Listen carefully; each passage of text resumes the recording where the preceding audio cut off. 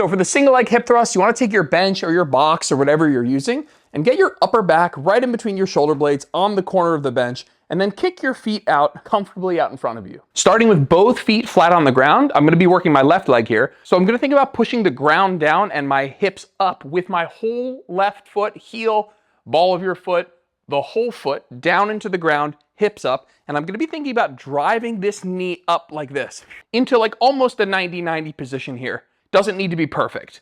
I like to bring that foot back down to a position like this, almost like a reset between reps.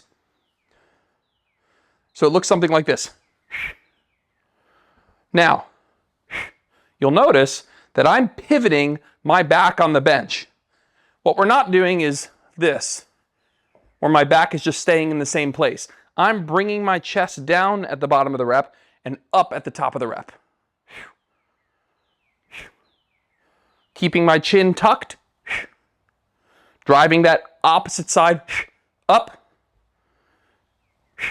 all the way up until we get to the top. I want to talk about this top position here. Normally you'd have this leg up like this, but we're not going to do that so I can actually talk through this. The top position here is where your hips are fully extended, your body's in one nice straight line, your chin is tucked, you're looking forward, and your shins are roughly vertical, making a right angle here at the knee. Now that's tough to see unless you take a form video from the side, so I recommend that you do that. But during the exercise, if you're feeling it a lot in your hamstrings, chances are your feet are a little too far away from you and you'll want to bring them in. And if you're doing this exercise and you feel it a lot in your quads on the top part of your thigh, chances are your feet are too far under you and you want to scoot them out a little bit. You'll know that your feet are in a good position if your glutes are the thing that is hurting. Quick recap: upper back, shoulder blades on the bench, feet out in front of you, hands on the hips or out here, making sure as you dip down, your back is pivoting on the bench, pressing through the working leg, pressing up with the non-working leg, getting to this top position here where I'm in full hip extension, glute is squeezed, and my feet are far enough away from me that I have a roughly vertical shin and I feel this in my glutes. From here, I'm hinging at the hip, putting that other foot down. That part's optional. I like doing that. And then pushing back up into that top position, trying to make sure I'm getting full hip extension all the way through that working side hip every single rep.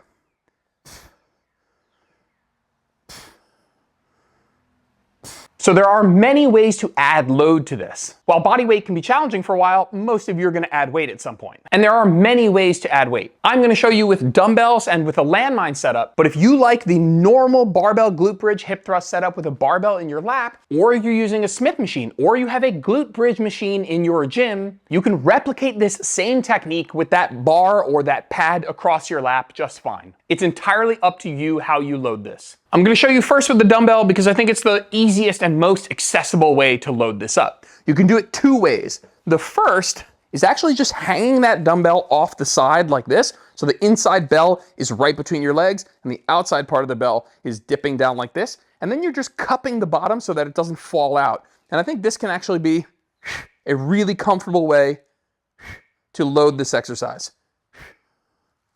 The second way to use the dumbbell is to actually hold it vertically like this at the upper part of your quad, just above your hip crease. You have two hands on it, obviously, so it doesn't fall down on you like this, and you do that same technique, almost pressing the dumbbell away from you as you get to the top, like this.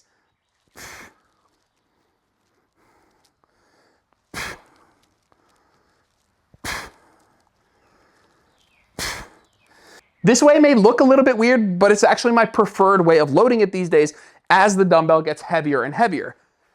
As that dumbbell becomes really heavy, this position feels a little bit uncomfortable to me, but at the end of the day, what matters is that you feel comfortable. If you want to load it like this and still do that single technique, you can, but frankly, I don't really like having something directly across my lap when I'm doing it unilaterally.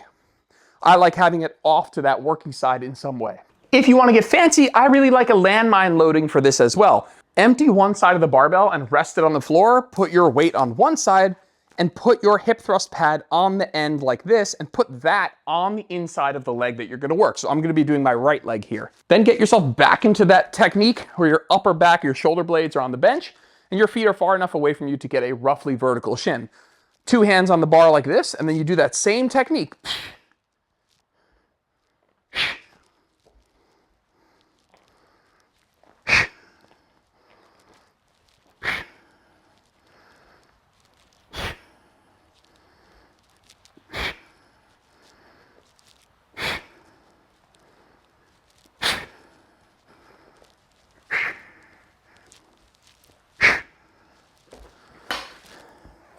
At the end of the day, load it up how you feel most comfortable, with dumbbells, with a barbell across your lap, with a landmine, with the Smith machine, or with a hip thrust machine. It's all good.